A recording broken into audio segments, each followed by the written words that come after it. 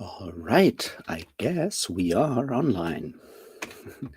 Good morning, everybody. I hope you are ready to do the thing that I try to do in the mornings, which is be productive. I mean, obviously, I doubt I will be, but we got to try.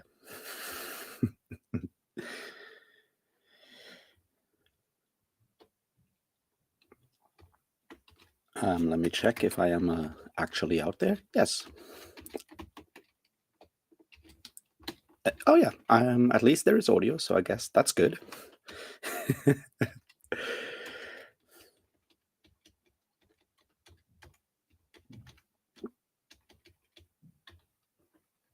Hello, Kat. Good morning. How are you doing this morning? When do you have to be at university today? Anyway, um, I feel like the delay is still incredibly long, and I haven't found a way to change that. So I suspect it's either, I mean, it has to be something with Restream, but I don't know what. So guess we'll have to live with that for now, and I'll just have to talk more so it doesn't sound like a delay and more like I'm too talkative to actually read what you're writing in chat.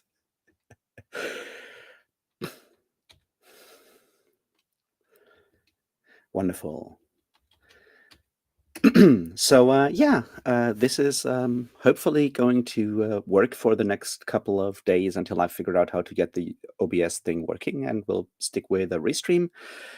And yeah, I feel no, I don't feel motivated. I rarely ever feel motivated, but at least I did check the word count of my writing yesterday, and turns out I have written 3,302 words so far, which is not too bad, I guess, for something where I don't even exactly know where it's going to go. So that's that. um, I still doubt I'll finish the first sort of like section, chapter, whatever you want to call it, by the end of the week. But it would be neat to have that kind of thing done because then I can, I don't know, ask some people if they feel like reading it and telling me how bad it is, and then continue from there. Oh, good morning, Asa. I assume that means you're still sick, and I am sorry to hear that. Okay, so you have to drop then for class, I assume, Kat. Yeah, I mean, I'll do the usual thing, which is, go through my emails, messages, stuff like that during the first sprint, and then start writing in the second. And see, that's like the bad thing. I take forever to actually start writing. Even in the second sprint, it's usually just like 10, 15 minutes that I spent on actually hammering out words. Um, but even with that, I've managed to get up to these like 3,000 words. So I guess I'm good. If I had been this productive at writing and structured at writing papers for university, I would have been much better at it, at the whole studying thing.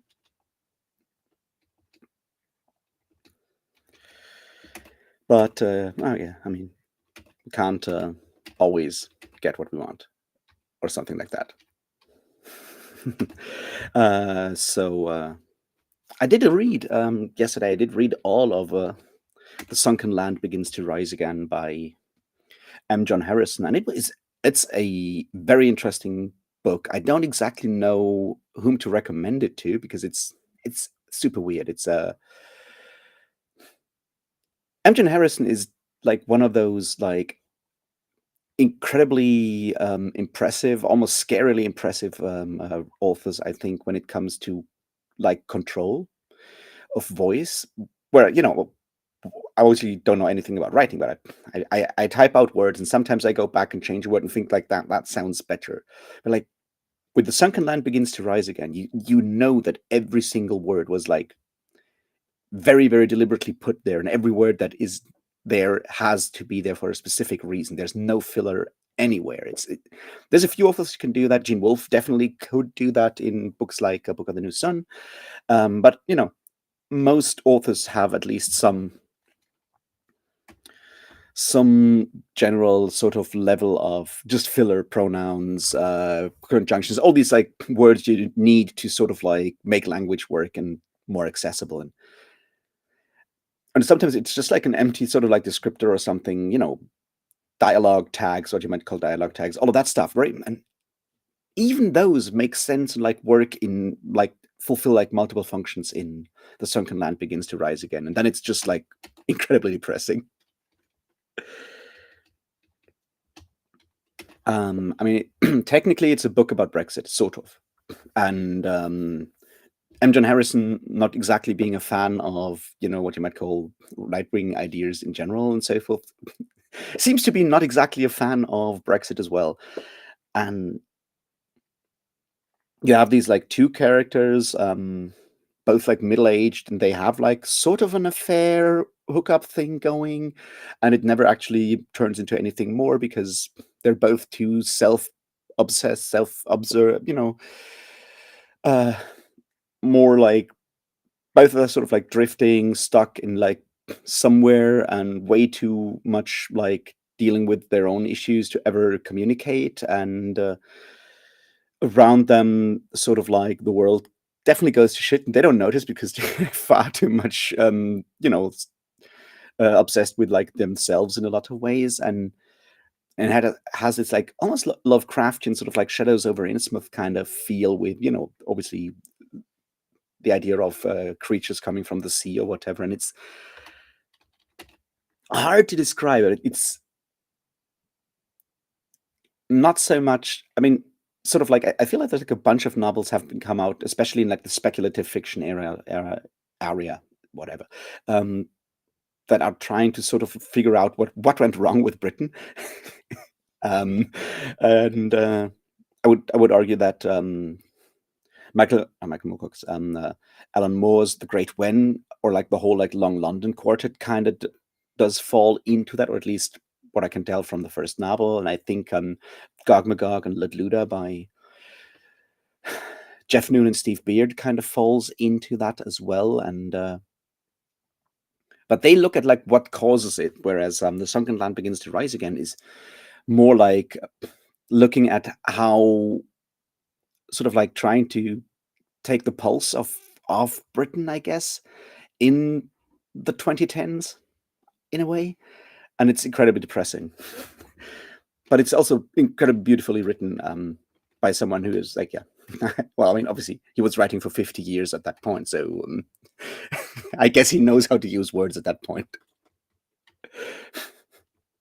But it's certainly an interesting experience. The kind of book where you go like, well, you can reread this endlessly just to look at like how the language works, and probably become a better reader and better writer through that. And so yeah, that's impressive.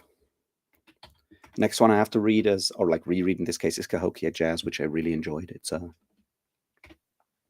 sort of noir, hard-boiled kind of detective story in an alternate 1920s America, where the city of Cahokia does still exist, and is in fact ruled by um, native tribes mostly. But you also have, African Americans there. You have the Ku Klux Klan there, because of course you do, and then there's some violent crime, and you have like two detectives trying to figure this out, and politics around them exploding, and it's a really interesting book, and it does use the. I mean, Francis Bufford is also like a very, very good writer, and knows how to do, especially like the genre thing there. He gets it like incredibly right. The way he uses words, the way he steers the plot, and does sort of like do all this like larger thematic work in the background. And if you're not careful, you're just not actually noticing it, because the detective story is so good around it. And you're like, oh, but I also learned this and this and this while I was not paying attention. That's a very, very good skill. It's not as I don't think it did impact me as much as the Yiddish Policeman's Union, but maybe that's because I've read Yiddish Policeman's Union before I read Cahokia Jazz. But they do certainly feel very, very similar, and I would be surprised if Spufford was not at least somewhat inspired by what Michael Chabon did there with Yiddish Policeman's Union.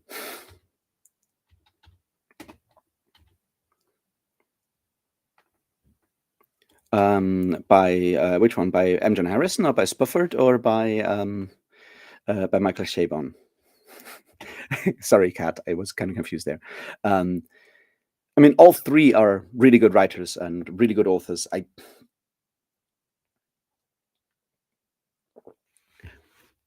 and all three have won numerous awards for all kinds of stuff. So,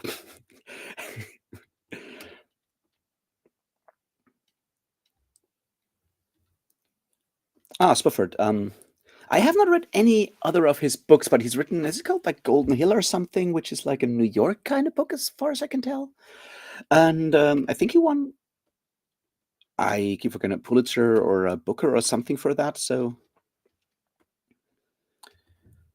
um, on the other, and Michael Chabon obviously won a Pulitzer for The Amazing Adventures of Cavalier and Clay, which is also like a really good book. It's Cavalier and Clay. I really loved. It's a story about the beginnings of the comic book industry, and you have this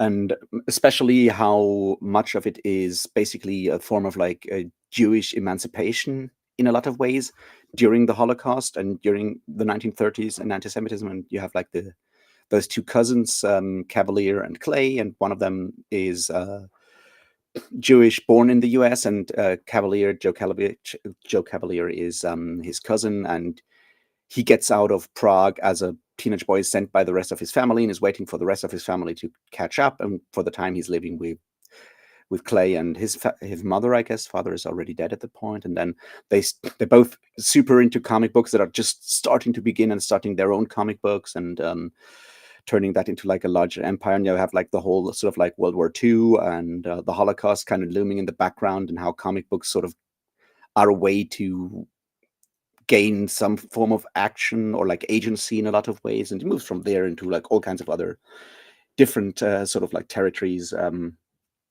as well.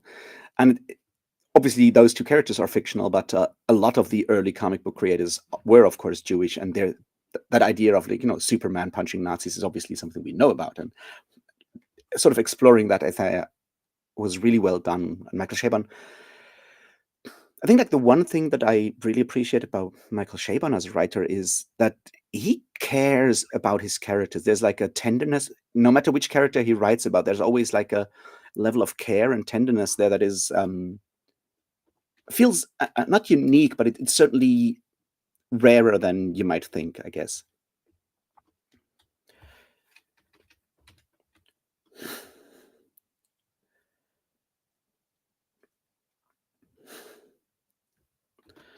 Well,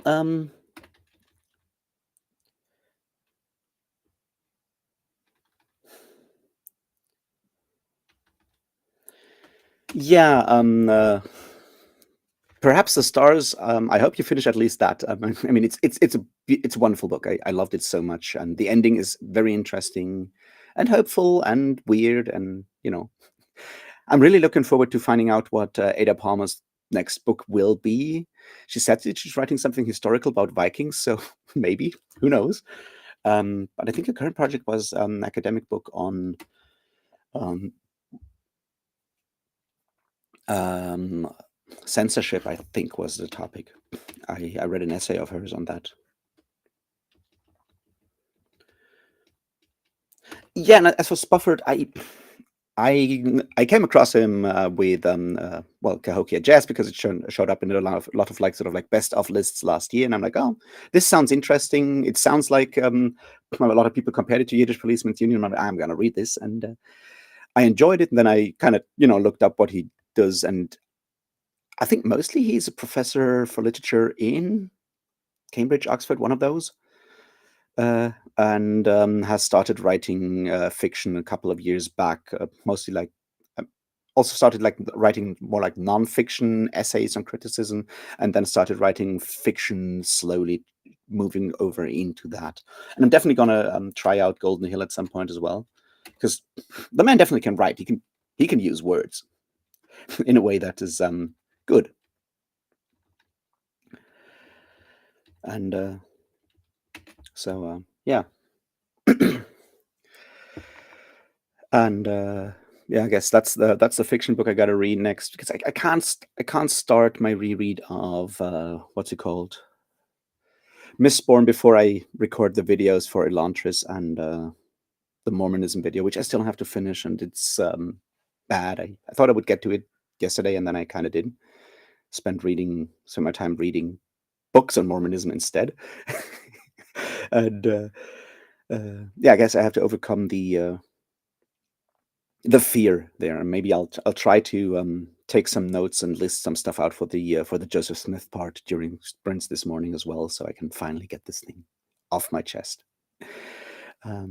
So instead, I'm rereading Cahokia Jazz because I'm meeting with my offline book club that I started, God, so many years ago, and with some friends, and it's moved on and so forth, and other people are organizing it now, but I suggested we read Cahokia Jazz, and everyone hates it, so I feel like I have to reread it so I can then explain to them why they're wrong. So I have to reread it until tomorrow evening. Hey, Ida, now that is early for you. Usually you come in like an hour later. So that's sort of the plan. Go through my like messages, emails, unread emails, and stuff like that. Take notes for the Joseph Smith video, which has to be recorded, and it's so difficult to do this because I could just rattle down like all the facts I know about Joseph Smith and the history of Mormonism in that regard, and I don't think that's helpful because there's other videos out there that will do this in much more entertaining ways and so forth, and so I have to sort of like, my goal is to showcase how the specific sort of like history in the 1830s and the specific family history of the Smith family in particular, sort of are influential into certain parts of Mormon belief and culture that are incredibly important. For example, you have the fact that the parts of Joseph Smith family, especially his mother's family, the Mack family, like his mother was Lucy Mack Smith, were very, very family focused in a way. So the idea of keeping a family together and staying in touch with even, people that moved to different states at some point, all the way to fucking Alaska or whatever. And I don't know, Canada at the point, or English territories in the late 18th century. Like keeping in touch and having strong family bonds is something that was key to at least parts of his family. And that's something that Joseph Smith grew up in. And you can certainly see how that translates into, say, the Mormon idea of, um, adoption, spiritual adoption, sealing each other to different people. You could technically even, move that into at least the early beginnings of plural marriages, where you not only have, Joseph Smith marrying women, but multiple women, but also marrying women that were already in this world, married to other men, to even to friends of his, and those also being knowing that this sort of like plural marriage thing happens, to sort of become one large family. And yes, it did not just start out with polygamy. It started out very much with sometimes one woman being sealed or married to two men at the same time. That obviously got dropped very quickly, and then it kind of turned into the more problematic sort of form of polygamy that we kind of associate with Mormonism. But it did start out with forms of polyandry as well, which is far more progressive, I guess. So you can see all of these sort of like cultural and personal elements sort of drifting over into both practice and belief, and that's something I feel is more important to showcase in the video. So I need to sort of structure those things and show how those events sort of kind of connect to each other, because that's the stuff where I feel going through that is where I find the points that are important to sort of connect to books by Brandon Sanderson and other Mormon writers, because those are like those cultural elements and beliefs that are often subconsciously sort of woven into the world building they then do afterwards, I feel. So that's the goal there, and that's kind of hard to do because I'm not trained to be a teacher or an explainer. Yeah, the moose has well, Yeah, I hit it before with my shoulder before. Oh, now he's losing his what's it called? His antlers. Should probably glue them in, but they're just like stuck in, so it's kind of difficult.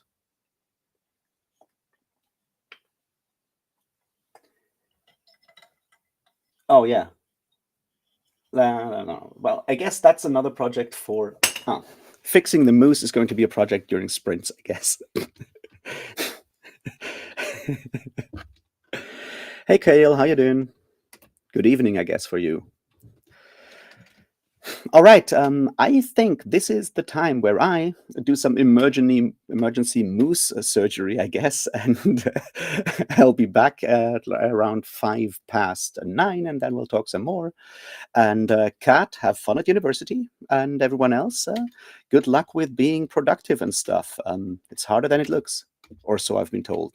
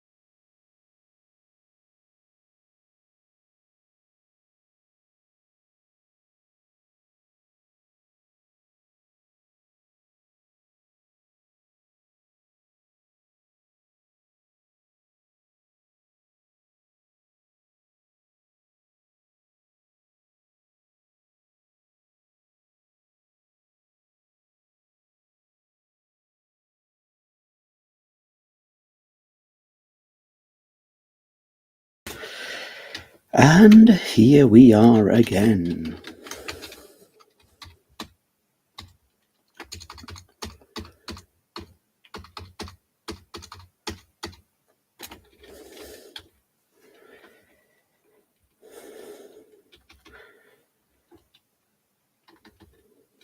Hello, Britain. Yeah, like I'm trying to do one every morning, like during work days, like weekdays, Monday to Friday. Obviously, it didn't work out on Monday, and it did not work last week on Friday because I had a doctor's appointment. But I'm trying to do them every morning so I can get my shit together.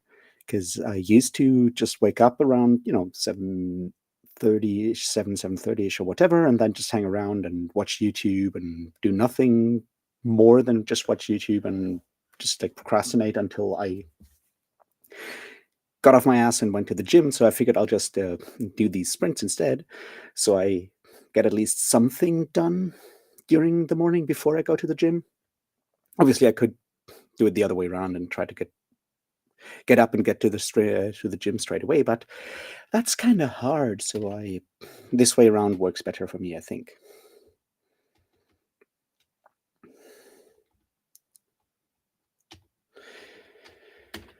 So that's where I'm at. I did go through some emails. I still have to fill out a Kickstarter survey thing. Probably going to do that later today. From a comic book plus heavy metal record, a Kickstarter from like years ago. It's a band, and I've been supporting forever. They're called A Sound of Thunder, named after the Ray Bradbury, I think, story. And they've been working with Valiant Comics before, and they decided to make a comic book concept album and have a comic book like four volumes are going to be part of that project. Full-on comic book about sort of like their band backstory about demons and the Queen of Hell fighting some demon lord, and they like a really. I have that shirt somewhere. It's has like the sort of like an election poster of very much the Donald Trump style from the 2016 era, with the demon on it, and it just says "Make Hell Great Again," which yeah, and so they are finally sort of done with everything, and so I need to fill out which color of vinyl I want and which variant cover for the comic books I want and stuff like that.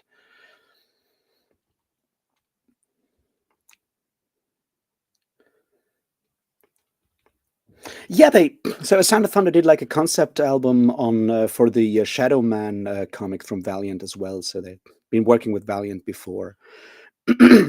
Really cool stuff, and I do like them. They're generally really cool people. I had them over here playing at the Riddle of Steel festival that I organized for like 4 years before the whole plague thing happened, and they're very nice people, very angry people. The kind of people I like to hang out with, which are angry leftists that make noise, and and comics in this case.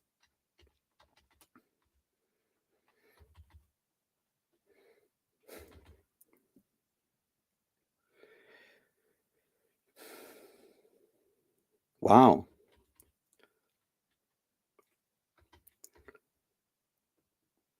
that is productive indeed, Ida. I also had to like some people put me on these like blue sky starter pack things for booktubers. So I woke up and had like 40 something notifications that people had started following me on Blue Sky. So I went through that and looked at who those people are.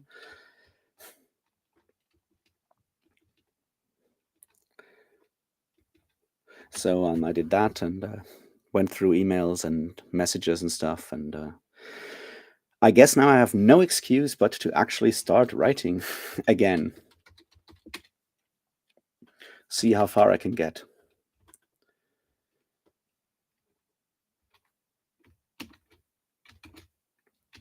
Which, yeah, we'll see how that goes. Um,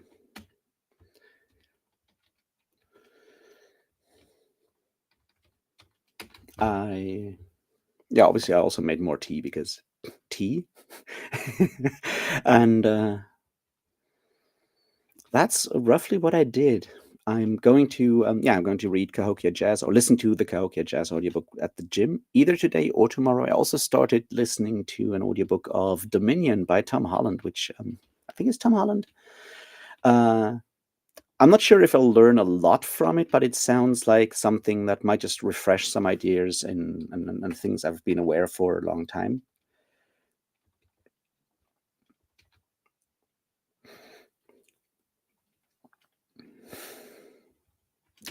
Oh, so what are you planning to read in December, Britain? As I like Dominion by Tom Holland, which is about Christian history, or more exactly, from what I can tell, how sort of like Christian theology sort of suffused culture, even in areas where we are not necessarily thinking about it, and sort of builds that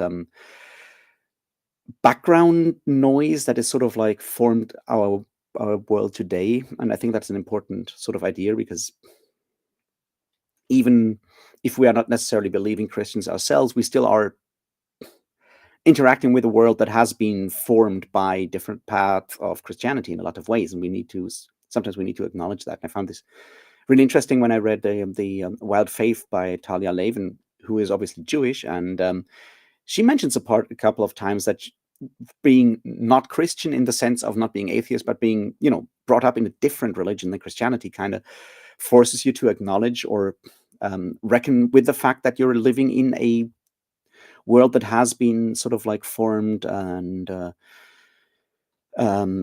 is sort of culturally Christian no matter what you do, in a way that's sort of like being brought up in a Christian household or even a sort of atheist out like former Christian household or whatever does not necessarily allow you to sort of reckon with. And that's certainly something that I haven't necessarily thought too much about because Germany obviously is Christian, but it's very mellow. Like unless you're like in a few sort of like pockets where we have like very religious people, like the state is not very religious, and you don't have to swear on a Bible or anything of the sorts. And so that's I feel it's easier to forget that sort of like Christian background when you're living in a country like Germany than it is when you're living in a country like the US, where your Christians are constantly incredibly loud and noisy, no matter what you believe in or not, right? It's much more to the forefront than it is in Germany.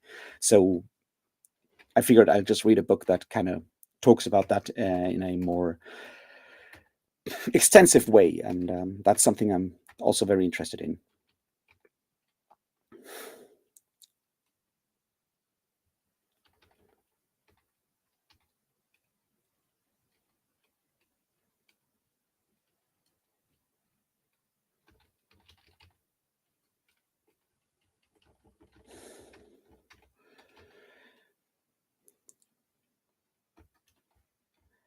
Oh, Deadless is the St. Petersburg vampire thing, right?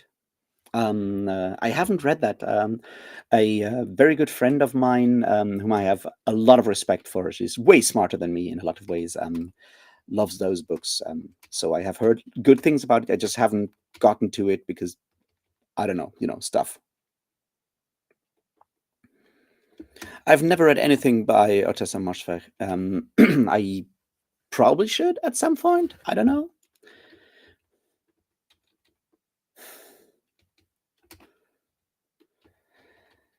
And Wizard Knight is, of course, really good. I loved it. But then, I like Gene Wolfe. I like what he does there with like this weird crossover of Arthurian stuff with Norse mythology and some other bits and pieces thrown in. I mean, it's the usual Gene Wolfe thing where you like find all these different elements and stories and stuff. Also, it has a flying talking dog, which is really cool. Um,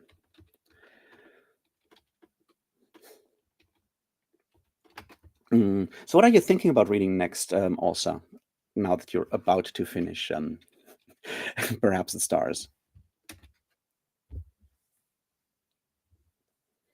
Because I mean, obviously, I'm going to read more Sanderson over the next couple of weeks. I'm definitely going to read Luda when it comes out in 2 weeks. I think it comes out like 3 days before the Sanderson one. So the 3rd of December, I think Luda comes out. I'm very, very excited for that.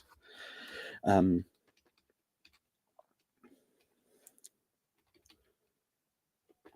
Yeah, yeah, I've heard that, Britain. It's sort of like the one thing I've heard about it is the grotesque, and I'm not averse to the grotesque in general, so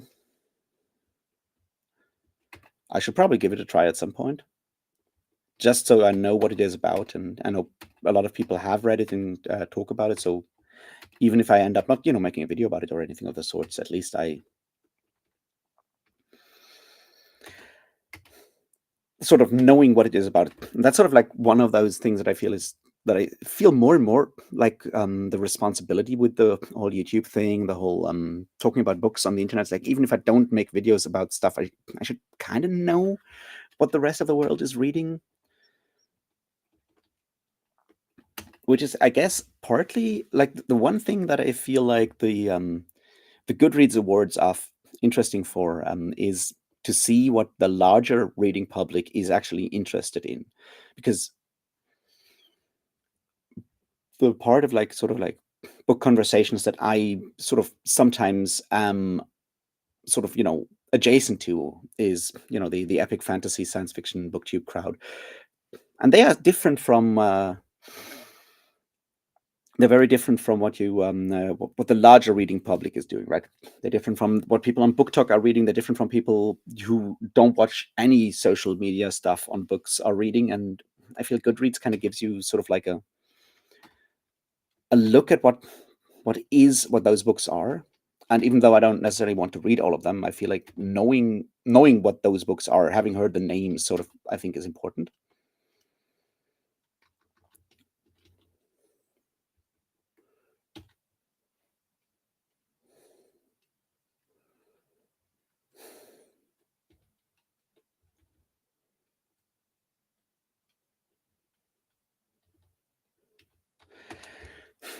The men not reading thing.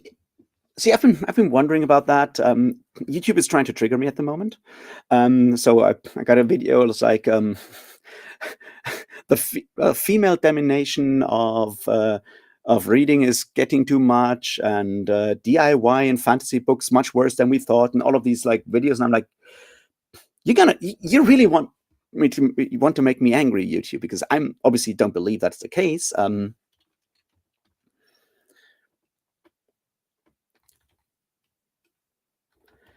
Hey, good morning, Ori. Yeah, well, men not reading women is even worse. And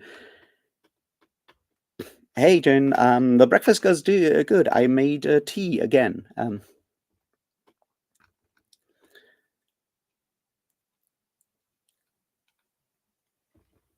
Oh yeah, Ada Palmer is still a professor, history professor at I think Chicago University, and she did like her she did some stuff on, I think, Machiavelli mostly, and she's currently writing an academic book on censorship in Renaissance, mostly Renaissance, but also older stuff. So no, she's an academic first, and a fiction writer second.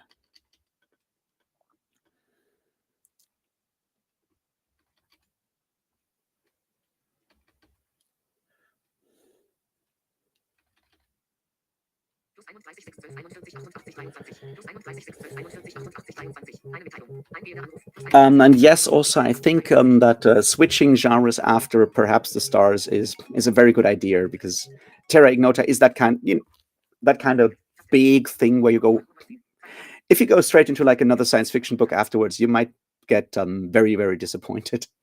The same way that reading epic fantasy straight after, I don't know, finishing something like the Malazan Book of the Fallen will be difficult, or there's other series or books like that where switching up genres might be a good idea. So I get that. So maybe some traditional epic fantasy stuff. Weren't you reading the Green Rider series, or have you done with that one? Because that sounds like something you might just like switch from into like a more traditional epic fantasy kind of thing.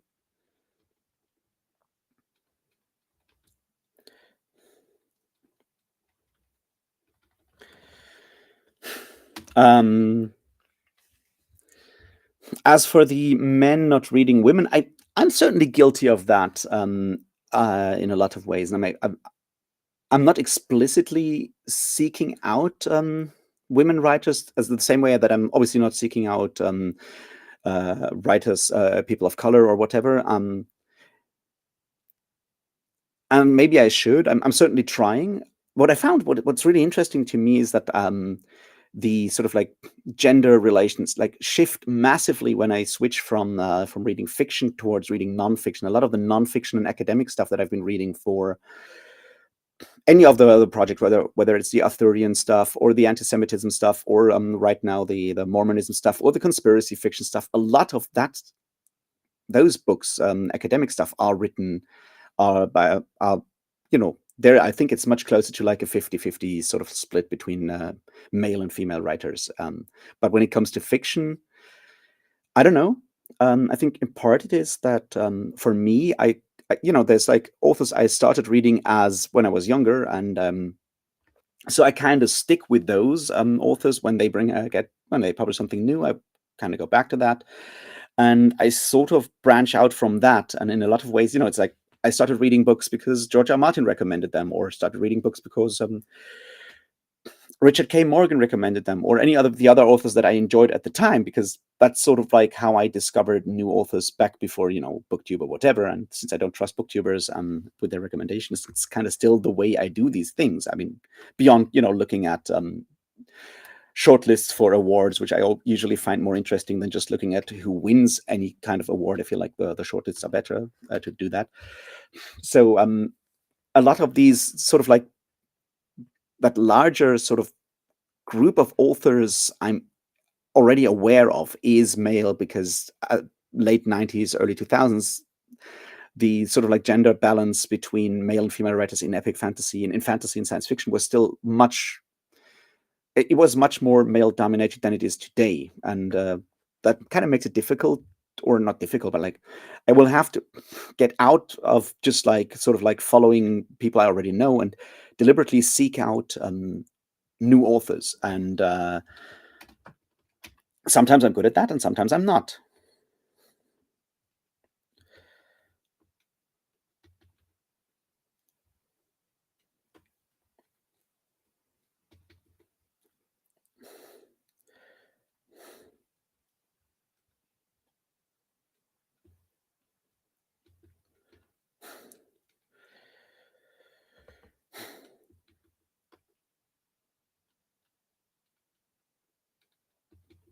And that's like the thing. Like I would never deliberately not read a female author.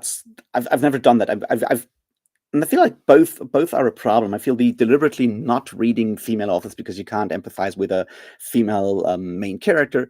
That tells me that you can't empathize with any character, because empathizing means trying to understand a different point of view. That means you just want characters that are like you, or that are like you want to be. That's a different problem. I feel the sort of never even like coming across or coming across in a sort of like casual way, coming across female authors. That's the way more insidious problem, because I feel like I'm probably not alone in that, right?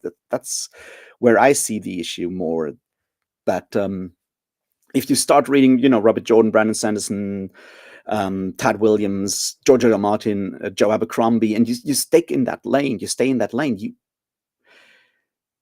unless you accidentally come across, I don't know, Anna Smith Spark or whatever, you will probably not start reading many like female authors. Maybe you'll get to Robin Hobb or whatever, but that's kind of it. And I feel that's more insidious, because maybe a lot of these people would like and enjoy, a more varied diet of authors, I guess. Whereas with people who deliberately don't do that, I don't know if you can reason with those kind of people.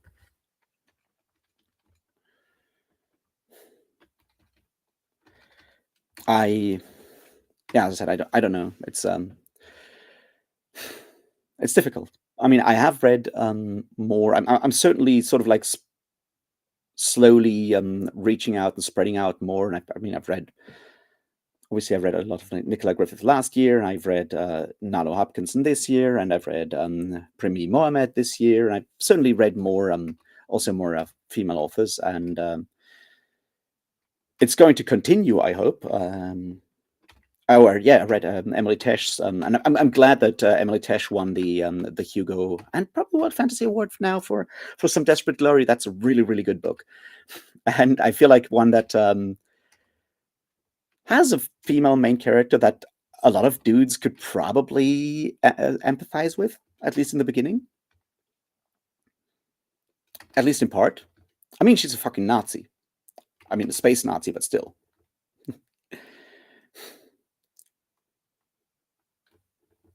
Yeah, exactly, Ori. That's the point. That's the strength of fiction. Exactly, is to see other points of view and put yourself into these other point of views so you have a broader understanding of what it means to be human in general. And for that, you need to go out of your way and try out these things.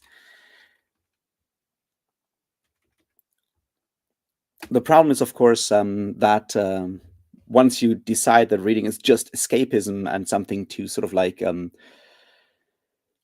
cushion you from the stress of just everyday life, at that point you may not be able to put in that like emotional work that is part of empathizing with like different point of views, I guess. So there is something there.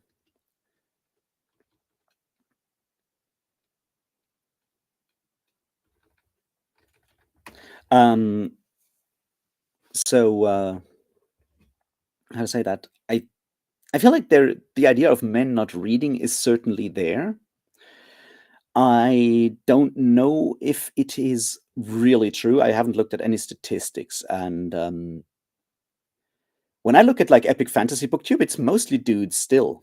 So I, I I mean, I do see certain gender issues happening right now, in the way the epic fantasy folks started hating on romantasy, and I think it's probably more the idea that the sort of like social media side of reading, the reading in public, the performative side of reading. And I'm not saying that it's bad, right? Like people actually talking about what they're reading. That part has been well, women have become more visible, and in a lot of cases that's already like where people start panicking. It's like, oh no, the women, they're reading in public, can't they do that like behind closed doors so they don't have to think about it? And I feel part of that is that, and maybe it's also that people going into like a bookstore don't see like piles and piles and piles of Warhammer novels, but see like at least one copy of Fourth Wing there, and then they're panicking as well because there's hot dudes on the cover that don't just are hot in a totally safe male way, and we can't have that.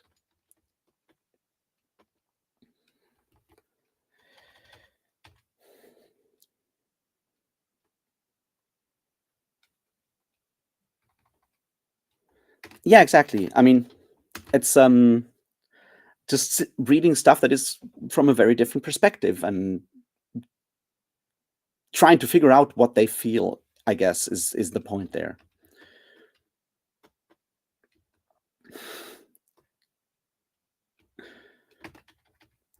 I think people in general reading is a very good thing. I appreciate people reading no matter the gender. That's like where I'm at. And part of that is, of course, also that reading has been sort of in public for a long time been seen as a non-masculine trait in a lot of ways. I mean, you just have to go back to like the 80s, the whole like nerds, the way people were who were reading and so forth were like seen as less masculine than people constantly, working on getting as many head injuries as possible on the football field, I guess. And that kind of downstream, that does sort of like end up with people, men, less reading less because they've been told that it's not what they're supposed to do. Now we're complaining that men are no longer reading. I mean, these things kind of go in waves, right? You had a time where like reading fiction was seen as masculine as long as it is, respectable fiction, and then it was seen as not reading, as reading being not masculine in the 80s, and now we're like, you can't get it right, I guess.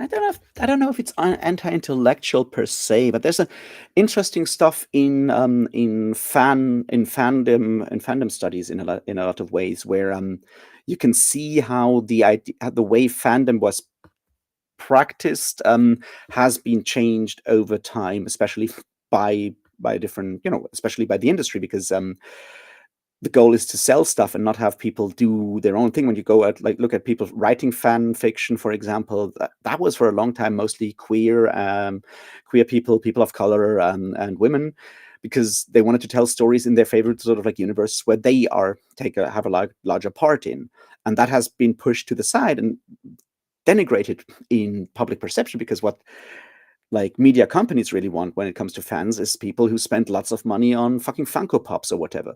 And in that regard, you can also see how sort of partaking in the more creative aspects of fandom has once again been demonized as non-masculine to keep those people in. And there's certainly a gendered component to that whole interaction with fandom that deserves to be talked about.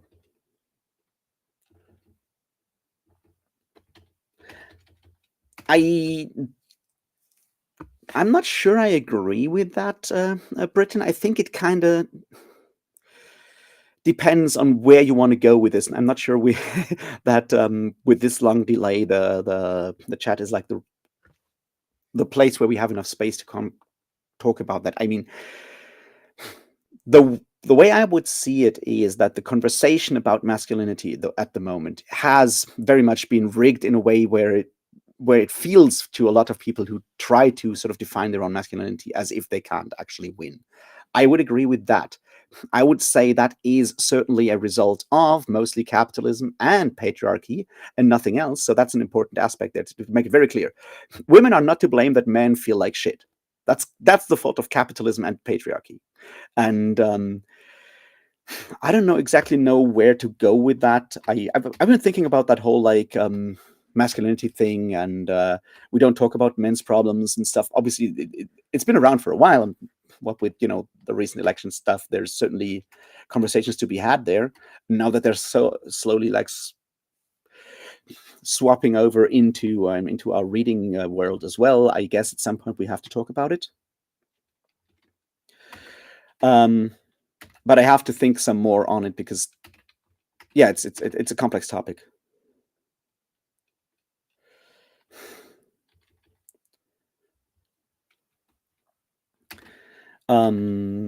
Yeah, that's kind of what I'm saying. Like, or saying, Ori, is in realities, objectively, men are playing life on easy mode still. But because of the sort of like expectations that capitalism and patriarchy are sort of building up and that are still sort of like projected by media, by mostly advertisement and so forth, it feels to a lot of younger men that they are not actually playing on easy mode, but playing on hard mode because those perceptions are shifted. And that's something we need to talk about. We need to talk about how, capitalism and patriarchy are fucking us over. Because, that's the good thing about dismantling the patriarchy is that it is actually good for men to not live under patriarchy as well.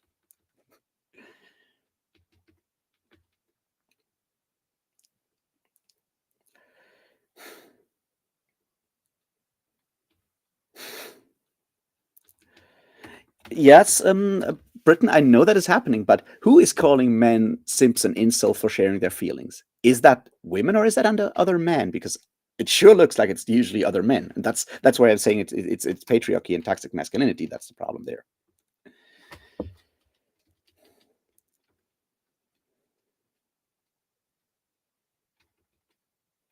But that's also, I feel, partly, at least, Britain. That's a result of hanging out online and maybe drifting into sort of like online spaces where these kind of ideas are just like over like amplified into really really weird ways, and I think that's part of the problem there. Not saying their perception is wrong there. I'm saying it's more like a problem of like which part of like which sort of bubbles you find yourself in. Bubbles probably the wrong word there, but like which parts of the world you find yourself in, that where that kind of perception comes from and what you think about that. And that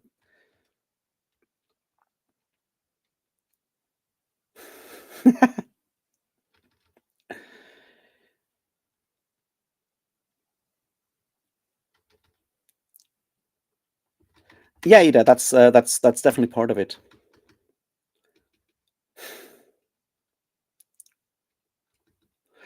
I feel like an interesting part, and that's like the one thing I'll say, and then we'll definitely have to go back to sprinting.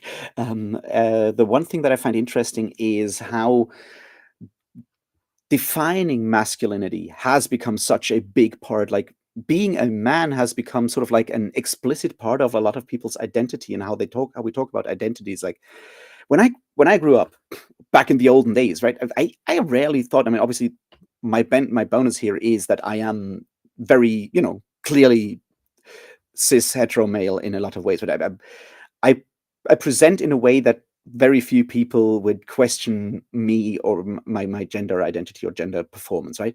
That's definitely my privilege here. But I when I grew up, I never thought about like whether what I did was very manly or whatever.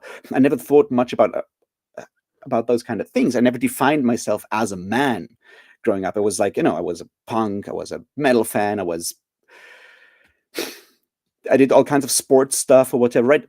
And those were sort of like what defined my identity, but my masculinity was never that much sort of like the main sort of focus. And I feel with the manosphere and all of that stuff happening at the moment, people are thinking about what it means to be a man in a lot of ways and making that sort of like that one focus. Whereas if you find other things that define your character and your identity, no matter what that is, that kind of takes off part of the pressure, in a lot of ways. Because if you're good or successful or just like actually doing stuff, other stuff than just being a man, right?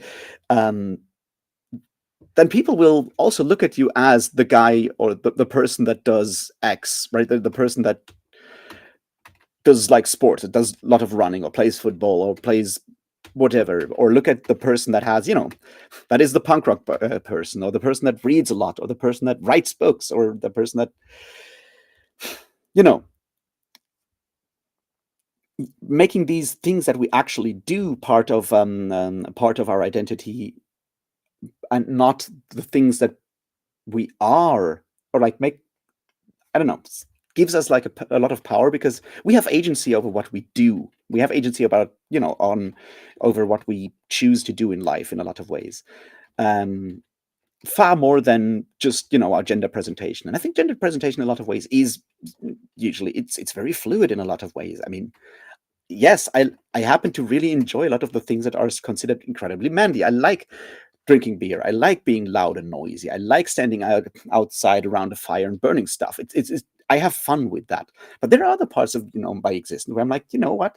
Sometimes it's nice to sort of like curl up with a blanket and read a like cozy-ish book or whatever, and other things that are much more seen as less manly. And I think we are all on that spectrum somewhere, and we need to figure out what works best for us and accept that that's who we are, and define ourselves through the things that we enjoy and the things that we do and the things we have sort of power over, and not let anyone else tell us that we're not manly enough. And it's like, well, but at least I have read 10,000 books and you haven't. So why do I care?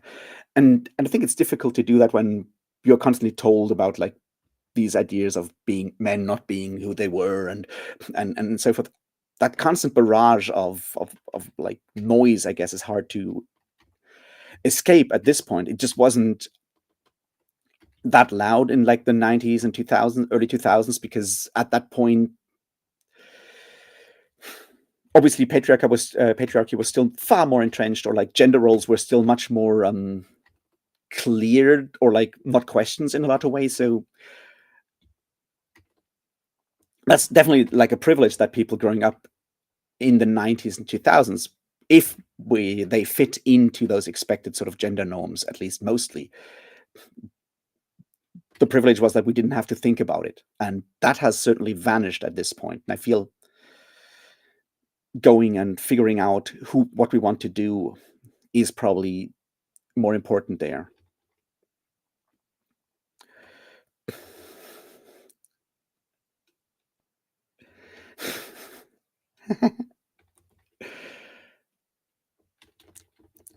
Yeah, no worries, Britain. I'm obviously it's something that is going on at the moment, and it's worth talking about.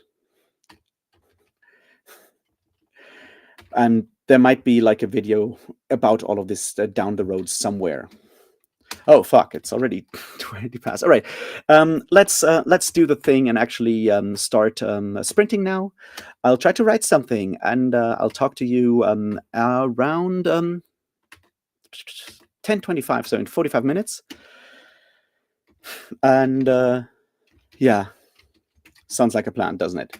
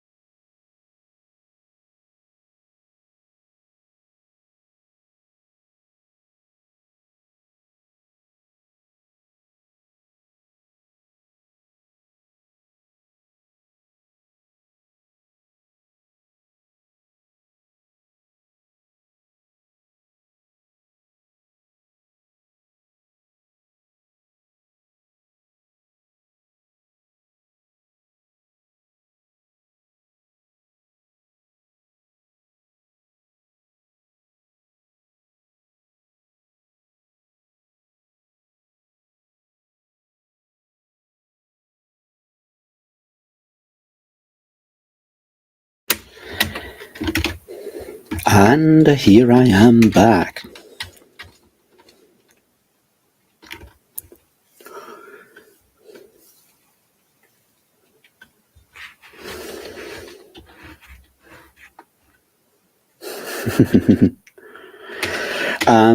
Thanks, Jin. I will message you about that later when I'm back from the gym.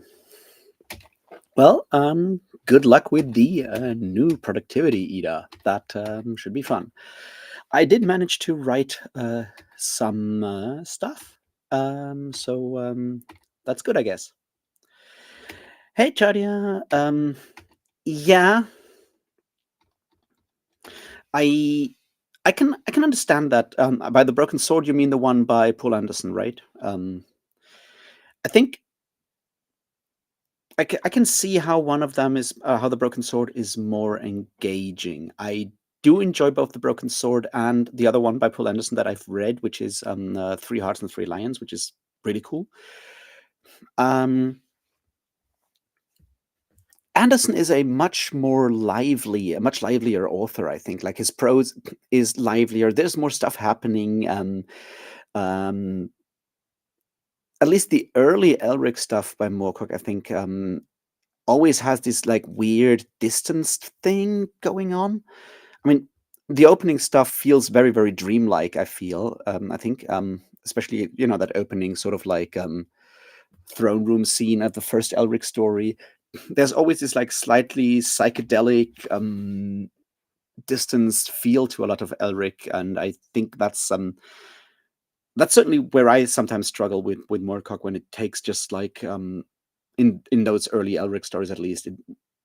You feel like you're observing the entire story sort of like through like either like thick glass or like cotton or something, cotton wool in a way. It's like it's not as immediate.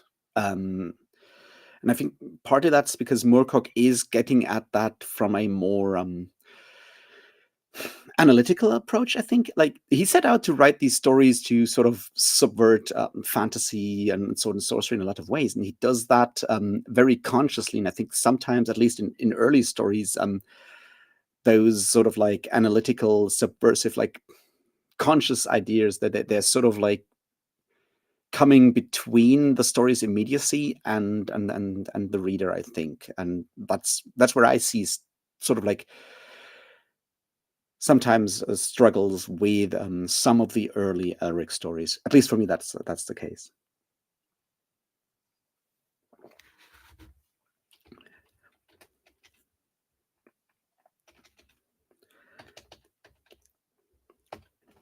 But I mean, there's later Elric stories that I really enjoy. There's one in Sailor on the Seas of Fate, which is about Gog and Magog, and it's just like so fucking psychedelic. That I just love the sheer like weirdness of it, where you can just like tell that he was like very much tripping on something when he came up with that story idea. Which I'm not saying that drugs are good for artists, but I'm saying sometimes I'm sure that it has helped with some of the weirder out there stuff in a way that we might have otherwise miss. So there's that.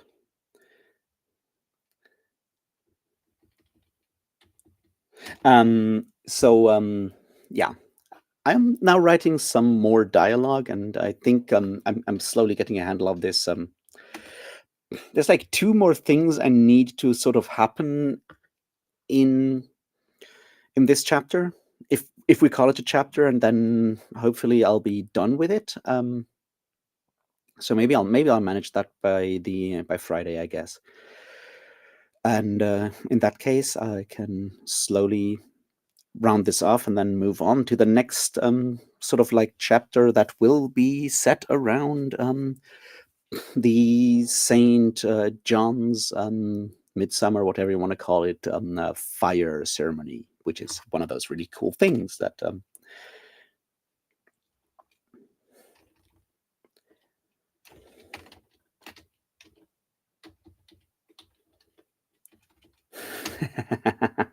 Um, well, Ida, that may be so. I'm not going to comment on on that. I'm just saying, like, when you look at some of the stuff that Moorcock did, especially with his work together with Hawkwind, yeah, drugs did happen in that sort of like group of people.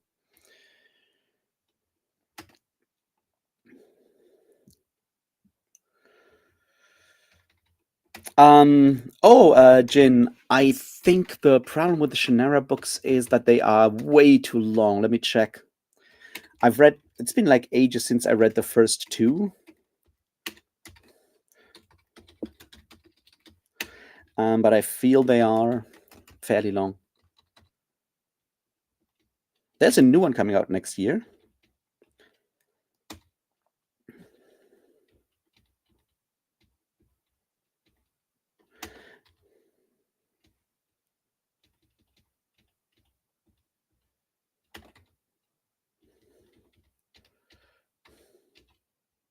Yeah, the first one is 26 hours in audio, the second one is 23, and the third one is 20 hours in audio. That's too much.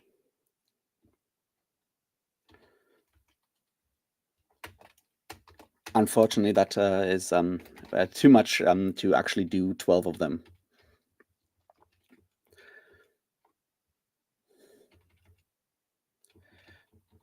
I'm gonna do the poll thing relatively quickly now, and I'm I'm gonna put up 2 or 3 options, and I feel like Left Behind might actually be the best choice,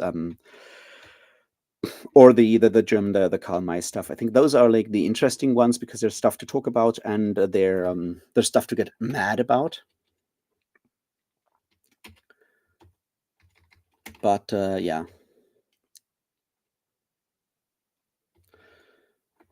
Yeah, that's not something I could do in one day. Forget it. It's no chance. So I have to look at something shorter there. But I'm pretty sure it'll be either the Karl May thing or the Left Behind, or of course more Drizzt, because I'll have to keep it up, I guess.